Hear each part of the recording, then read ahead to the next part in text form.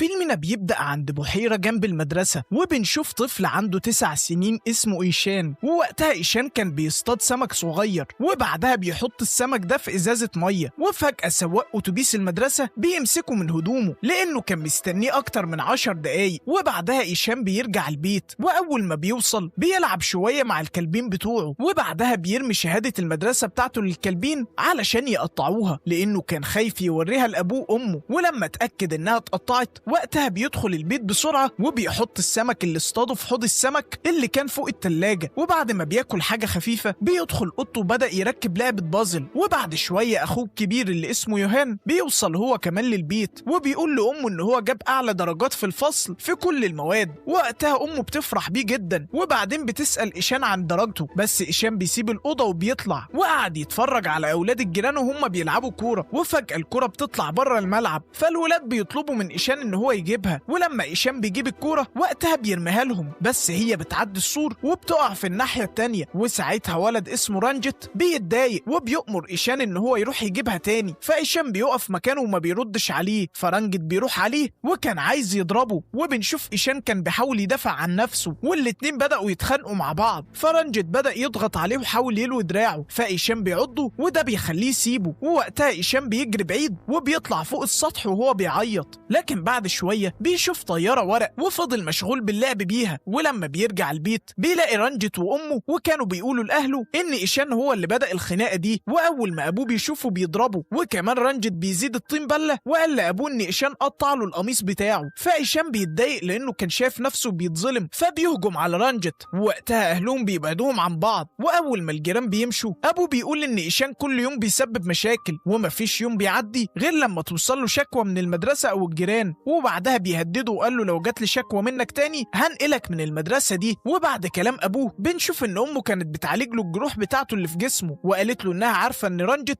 هو اللي دايما بيعمل المشاكل، فبتطلب منه إن هو يبعد عنه بعد كده. وتاني يوم إيشان بيروح المدرسة، وفي أول حصة المدرسة بتطلب منه إن هو يقرأ جملة وكمان يحدد الصفات اللي فيها، بس إيشان معرفش يعمل كده لأنه كان بيعاني من صعوبة في التعلم. لكن المدرسة افتكرت إن هو مهمل في الدراسة، فقررت إنها تطرده بره الفصل. وبعد ما الحصة بتخلص بيرجع للفصل من تاني، ووقتها واحد من صحابه بيسأله إذا كان حل واجب الرياضيات ولا لأ، وسأله كمان لو أهله مضوله على الشهادة. بس بنعرف إن إيشان ما كانش عمل الواجب، وكمان خبى الشهادة عن أهله لأنه كان عارف إن هو هيتعاقب. فوقتها بيقرر إن هو يهرب من المدرسة وبيسيب الفصل. وقضى اليوم كله وهو بيتمشى في شوارع المدينة، وبنشوفه في اليوم ده بيشوف أماكن ومهن عمره ما كان يعرف عنها أي حاجة، وكان بيتعلم من اللي بيشوفه حواليه. وده خلاه يستمتع باليوم بتاعه أكتر من أي يوم قضاه في المدرسة. ولما اليوم الدراسي بيخلص بيرجع المدرسة من تاني، وبيركب الأتوبيس مع باقي الطلبة وكأنه ما عملش أي حاجة. ولما بيرجع البيت بنشوف أمه قعدت تذاكر معاه، بس هي لاحظت إن هو كان لسه بيغلط في نفس الكلمات رغم إنهم كانوا بيتدربوا عليها كل يوم. وده خلاها تقلق على ابنها لأنها كانت خايفة إن هو يعيد السنة مرة تانية. وفي نص الليل إيشان بيصحي أخوه يوهان وقال له إن هو هرب من المدرسة، وطلب منه إن هو يكتب له جواب للمدرسة يقول فيه إن هو كان مريض. وفي الأول يوهان بيرفض إن هو يعمل كده لأنه كان خايف من التزوير، بس بعد ما إيشان بيلح عليه هو بيوافق وبيكتب له الجواب ده. وتاني يوم المدرسة بتقرأ الجواب واقتنعت وقتها إن إيشان كان غايب بسبب المرض، وبعدها قررت تعمل امتحان مفاجئ في الرياضيات. لكن طول الامتحان بنشوف إن إيشان كان سرحان، وكان بيتخيل إن هو قائد مركبة فضائية ومهمته ينقل كوكب الأرض ويرميه على كوكب بلوتو. ولما بلوتو بيتدمر الأرض بتفضل سليمة. ومن خياله الغريب ده استنتج إن حاصل ضرب 3 في 9 هيساوي 3، وده بيوضح قد إيه خياله واسع. لكن في نفس الوقت بنشوف إن هو مش قادر حتى يركز في الدراسة. وتاني يوم أبوه بيلاقي الجواب المزور وهم بيفطروا، فبيسأل أمه مايا إذا كانت هي اللي كتبت الجواب ده ولا لأ، بس مايا بتقول له إنها ملهاش أي علاقة بالجواب ده. وساعتها إيشان بيعرف إن هو اتكشف. وقتها أهله فضلوا يوبخوا فيه وقرروا إنهم يروحوا معاه المدرسة علشان يعرفوا حقيقة اللي بيحصل. وهناك بيعرفوا إن إيشان ما كانش بيحل الواجبات ولا حتى بيسلم الحاجات اللي مطلوبة منه. والمدرسين قالوا إن القراءة والكتابة بالنسبة له كانوا عذاب، وكمان قالوا لأهله إن هو ما بيركزش في أي حصة. وبعد كل الشكاوي دي مديرة المدرسة قالت إنها مش هتقدر تساعده أكتر من كده، واقترحت إن هو ممكن يكون عنده مشكلة في التعلم، ونصحت أهله إنهم يدوروا له على مدرسة متخصصة. ولما بيرجعوا البيت أبوه قرر إن هو يوديه مدرسة داخلية، وكان مقتنع إن ده الحل الوحيد وإن هو هناك هيتعلم الانضباط. بس والدته حاولت تغير رأيه لأنها ما كانتش كانتش عايزة تبعد عن ابنها، وبنشوفه إيشان بيعيط وبيترجى أهله. أبوه فضل متمسك بقراره، وبعد أسبوع إيشان بيروح للمدرسة الداخلية، وبنشوفه أهله راجعين كانت أمه عمالة تعيط وأخوه كان بيحاول يهديها. أما إيشان فكان حاسس إن أسرته اتخلت عنه، وفي أول وجبة هناك بنشوفه ما كانش قادر ياكل لأنه ما كانش لسه مستوعب اللي بيحصل. وفي نفس الوقت بنشوف إن أمه كانت بترتب حاجته في البيت، ووقتها بتلاقي كراسة رسمه وكان راسم فيها لحظة فراقه عن أسرته، فبدأت تشك إنها أخدت القرار الصح. وفي أول يوم دراسة بيطلب من إيشان إن هو يقعد في أول ديسك جنب الطالب المتفوق رجان، وكانوا مفكرين إن وجوده معاه هيخليه يهتم بالدراسة. وبعدها في حصة الرسم بنشوف إيشان بيسرح وهو بيتفرج على الطيور من الشباك، فالمدرس بيرمي عليه طباشيرة وأمره إن هو يقف قدامه، وضربه 5 مرات على إيده بالمسطرة علشان كان سرحان. وفي حصة الإنجليزي المشكلة دي بتتكرر تاني، وبنشوف إيشان كان بيشوف الحروف كأنها بتتلخبط قدام عينيه، وده خلاه ما كانش قادر يقرأ أو يفهم. ومع كل مرة المدرسين كانوا بيوصفوه بالغبي والكسول، فهو بدأ يصدق الكلام ده على نفسه، وخياله اللي كان بيخليه يهرب لعالم جميل بدأ يتحول لأفكار مخيفة، وبدأ بعدها يفقد ثقته بنفسه. ومع الوقت الطفل المرح اللي كان جواه بدأ يختفي، وبقى هادي وحزين، وبقى بيخاف من كل حاجة. وفي نهاية الأسبوع أسرته جت تاخده علشان يقضي معاهم الأجازة، وأول ما بيشوفهم فضل يعيط. ولما بيرجع البيت أخوه بيديله علبة ألوان جديدة لأنه كان عارف قد إيه هشام بيحب الرسم، لكن حتى الهدية دي ما كانتش قادرة ترجع له حتى فرحته. ولما جه وقت الرجوع للمدرسة هشام بيرجع من غير ما يعترض لأنه ما بقاش حتى عنده طاقة إن هو يعيط. وتاني يوم الصبح رجان شافه واقف على حافة عالية فاتخض وطلب منه ينزل، لكن رجان وقتها بيفقد توازنه وبيقع على الأرض، فساعتها هشام بينزل بسرعة علشان يساعده. وفي الوقت ده رجان بيقول له إن مدرس الرسم القديم اتنقل وجالهم مدرس جديد. وبنشوف لما الطلبة كانوا مستنين المدرس يدخل بيسمعوا صوت ناي، وفضلوا يدوروا على الصوت ده جاي منين، وفجأة بيدخل عليهم راجل كان لابس زي مهرج وبدأ يعمل حركات بهلوانية ويغني. وبنشوف إن الطلبة كلهم اندمجوا معاه حتى رجان رغم إن رجله كانت مكسورة، بس هو حاول يشاركهم في الغنى والرقص ده، لكن إيشان فضل ساكت وما كانش حاسس بأي حاجة. وبعد ما العرض بيخلص المدرس الجديد بيوزع عليهم ورقة فاضية وطلب منهم يرسموا أي حاجة تعجبهم، وبعد شوية بدأ يلف على الطلبة، بس هو لاحظ إن إيشان لسه ما بدأش في الرسم فقال له ياخد وقته. ولما الحصة بتخلص بنشوف إن كل الطلبة كانوا خلصوا رسوماتهم إلا إيشان، وساعتها بنشوف إن المدرس ما اتضايقش منه، بالعكس ده هو بدأ يقلق عليه. وفي نفس الليلة بنشوف إن إيشان بيكلم أمه في التليفون، وأمه وقتها قالت له إنها مش هتعرف تيجي تزوره الأسبوع الجاي لأن أخوه عنده نهائي بطولة التنس، وحاولت تعتذر له بس إيشان بيسيب سماعة التليفون على الترابيزة وبيمشي من غير ما يرد عليها. وتاني يوم المدرس الجديد بيسأل رجان عن إيشان، فرجان قال له إن إيشان مش مبسوط في المدرسة، وقال له كمان إن هو ما بيعرفش يقرأ ولا يكتب كويس وعلى طول بيتعاقب بسبب ده. فالمدرس قرر وقتها يشوف كراساته بنفسه، واكتشف فعلا إن إيشان بيغلط في الكتابة بشكل كبير، لكن المدرس اكتشف حاجة أهم من أخطاء الكتابة. وبعد ما بيخلص شغله في المدرسة بنشوف المدرس بيروح المدرسة التانية اللي بيشتغل فيها، وهناك كان بيدرس أطفال عندهم صعوبات في التعلم. وفي اليوم ده زميلته بتلاحظ إن هو متأثر فسألته هو ليه زعلان، فالمدرس رام بيقول لها إن هو شاف نفسه وهو صغير وكان يقصد بكده إيشان لأنه شاف في عينيه نفس المعاناة اللي هو كان بيعيشها، وعرف إن الواد ده محتاج حد يفهمه، علشان كده قرر يزور أسرته. وأول ما وصل والدته مايا بتستقبله وبتدخله البيت،